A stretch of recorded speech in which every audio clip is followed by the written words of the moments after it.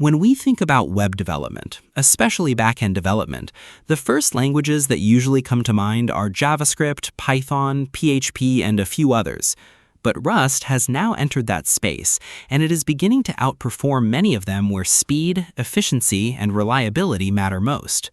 The Rust ecosystem has quickly become a serious force in high-performance web development, giving developers memory safety, exceptional speed, and zero-cost abstractions. That combination makes Rust especially powerful for building fast, reliable, and highly scalable web applications. One framework that is quickly gaining attention for building robust, high-performance HTTP backend servers is Axum. Axum is built on top of three battle-tested pillars of Rust's async ecosystem. The first is Tokio, the asynchronous runtime responsible for handling tasks, networking, and large numbers of concurrent connections without tying up a thread for every request.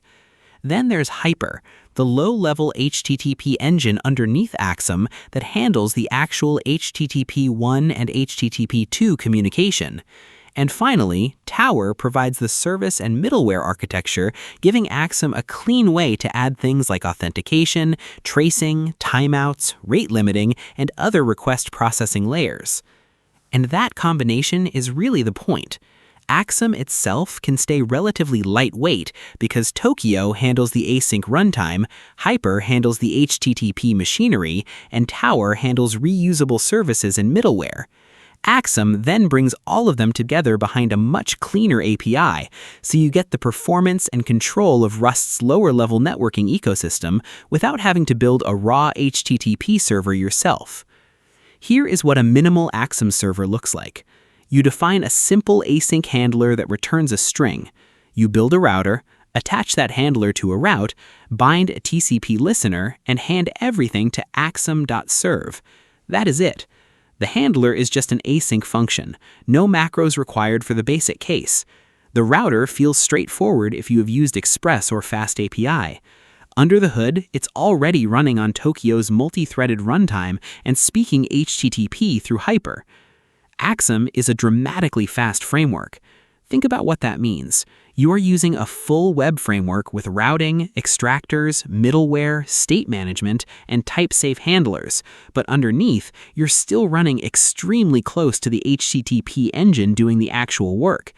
Tokio handles the async I/O, letting huge numbers of tasks share a small pool of runtime threads instead of blocking a thread every time a request waits on the network. Then you add Rust itself, native machine code, zero-cost abstractions, no garbage collector sitting in the runtime, and tight control over memory. Axum is fast because there simply isn't a giant framework sitting between your code and the network. You get framework-level ergonomics with performance surprisingly close to writing directly on Hyper. That's insane. Another interesting advantage of Axum is its extractor system.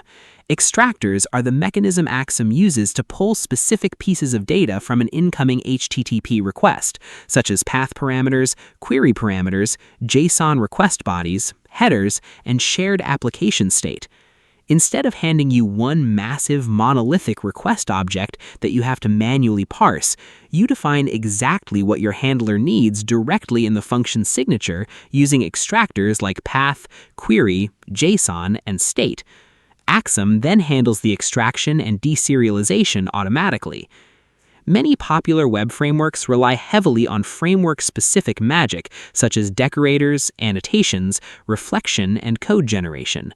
These abstractions can make code look incredibly clean, but they can also hide what is happening behind the scenes and make framework behavior harder to reason about. Axum takes a different approach, favoring a macro-free routing API and trait-driven design. Handlers are ordinary asynchronous Rust functions, and routing is done through explicit method calls. Axum builds heavily on Rust's type system through traits like from request and into response, allowing many invalid handler signatures and type mismatches to be caught at compile time. The trade-off is that Rust's trait system can occasionally produce dense compiler errors, but the result is an API that remains explicit and strongly typed without requiring framework-specific macros for ordinary handlers and routes.